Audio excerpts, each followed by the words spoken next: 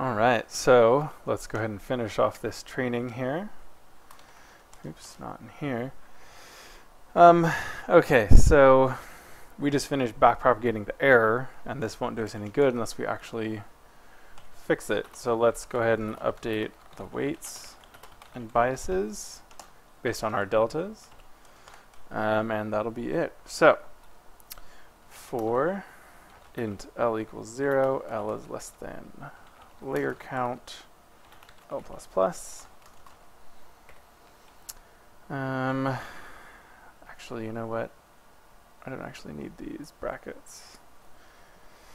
For int I equals 0, I is less than, this is our usual expression. This is going to be all the nodes in the previous layer. So if L is 0, then input size, otherwise it is the layer size of the previous layer, I plus plus. And then for each one of these, we're going to go with all the nodes in the current layer. Int j equals 0, j is less than layer size of L, j plus plus. Here I do need braces. Now, weight delta, which is a local variable we defined up here, that's going to equal training rate. So that's training rate times the delta for Lj, that's this node, this layer, times, it depends, if L is 0, then the input, right? Otherwise, it's going to be the layer output from the previous layer, node I. Just like that. All right. Now, weight of Lij, this is the actual weight, minus equals, so it's going to be equal to whatever it was, plus negative training rate times weight delta, so minus equals. So it's going to be minus equals weight delta, but in here when we adjust these weights, I'm also going to tack on the momentum term. So without the algorithm, or I'm sorry, without the momentum, and if it was just the algorithm, it would just be this, right? The weight is going to be whatever it was before, minus the training rate times the delta for this node for this layer times the input to this node. That's just straight from the algorithm. So this is the backpropagation algorithm if you leave this alone. And then what we're going to do is we're going to tack on momentum times, this is another parameter for the training function, times the previous weight delta for this node on this layer, Lij. Okay? All right, so now what we need to do is save off this weight delta, this change that we just made into our previous weight delta, and then the next pass through a small portion, as determined by our momentum coefficient, of this change will get applied to the next change. Okay, and so that's what's going to let this, that's sort of going to carry the momentum of the training and hopefully carry us through any local minima in the error surface, and is actually quite effective in practice. Okay, so let's go ahead and save this.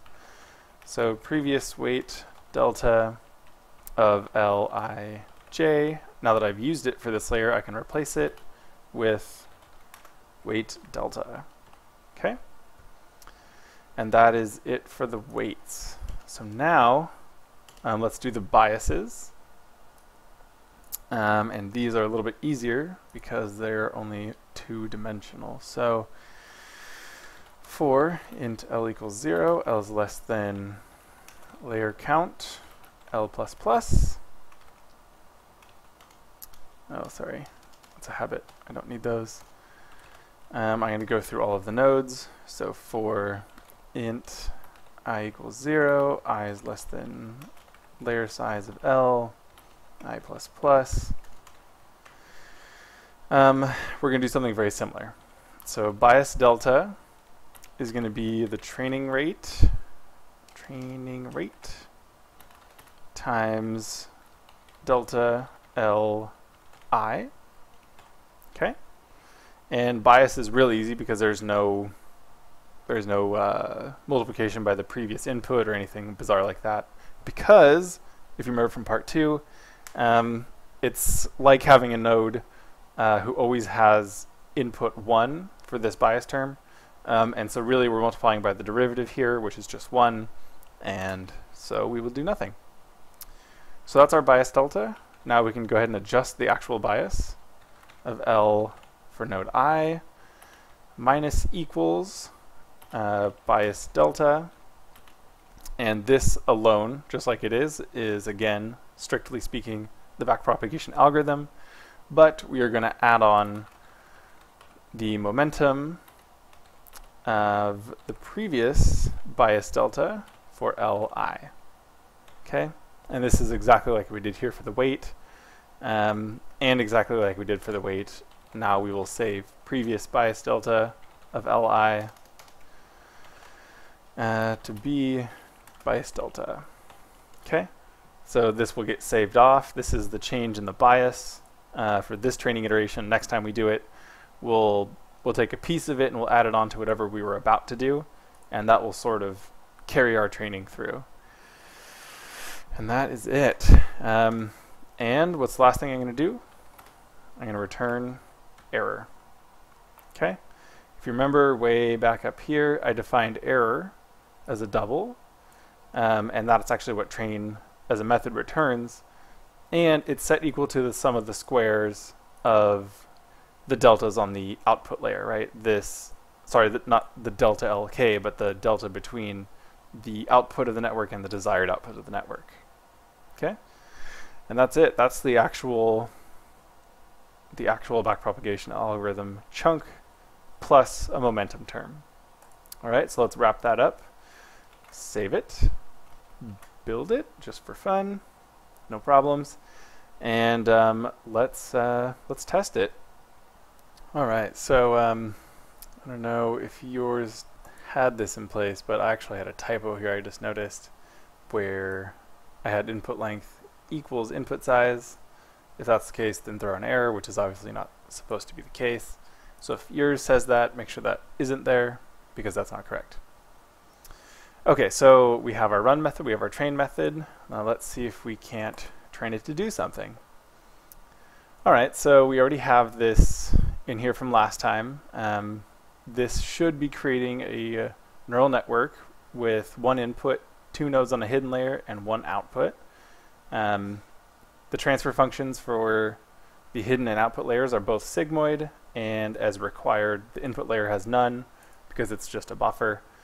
We already have the backpropagation network instantiated, so let's go ahead and train it to learn a single data point, and we'll just see if that works. Okay, so let's make a double array called input. This is going to be a new double array of dimension 1, right? Because we have 1 input, and we'll say the input is whatever, 0. Okay, let's have another double array called desired.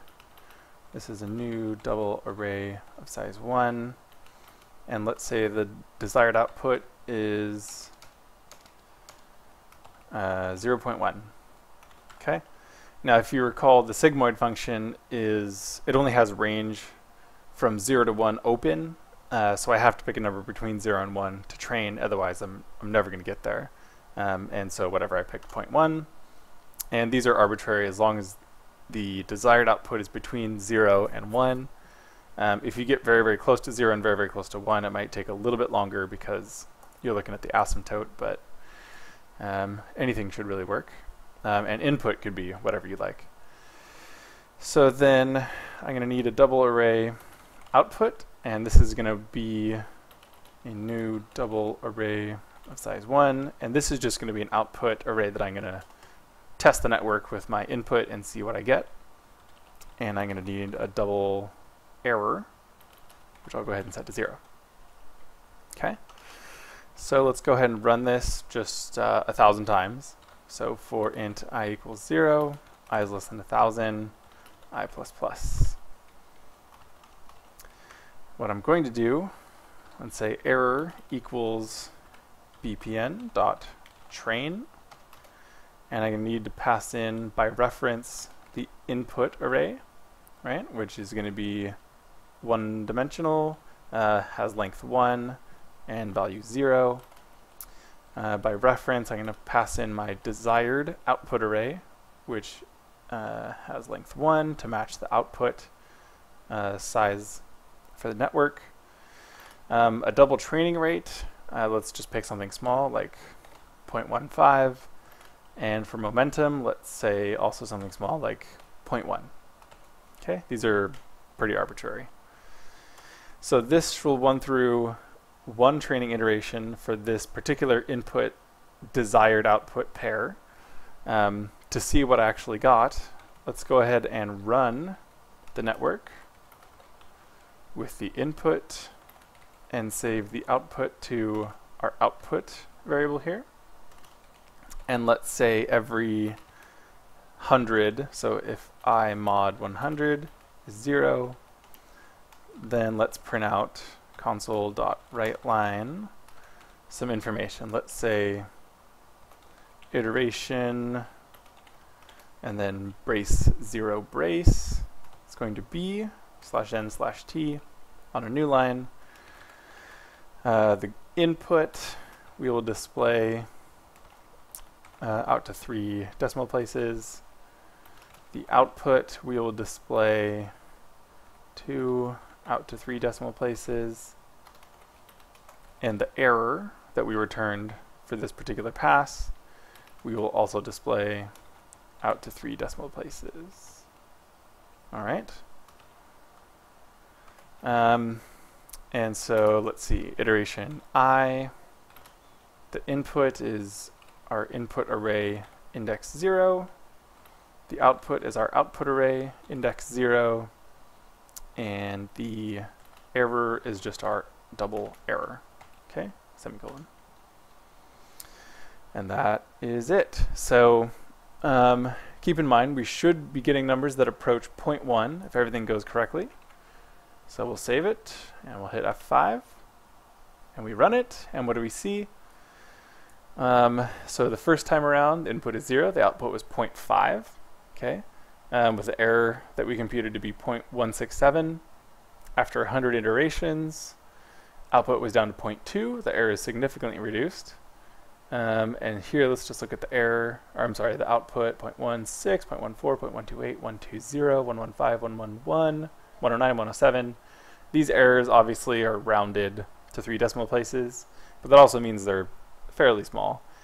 And clearly, right, this is approaching 0.1. So that's it. I taught my computer to fit this data. So what I'll do shortly is put up some videos that include some new methods for the neural network, namely a save method, so we can actually create a network, train it, and save it, and not have to do it again. And I think what I'm going to do for the ease of use and ease of training data creation is just have the network saved to an XML file, which is easy to read in human form and is easy to create from anywhere, and even just to edit by hand if you have to. Okay? Along with a bunch of other stuff, we're going to actually add, let's see, 1, 2, 3, 4 probably more transfer functions besides the sigmoid, because this sigmoid is exponential, and it turns out exponentials are expensive to compute. So we'll do some rational expressions which are much faster and have the same sort of shape. And we'll add save methods, we'll add load methods, and then we will create a training class where we can create and save training data, and we can teach our networks to do all kinds of stuff. All right, so that is the training method. I will see you guys soon.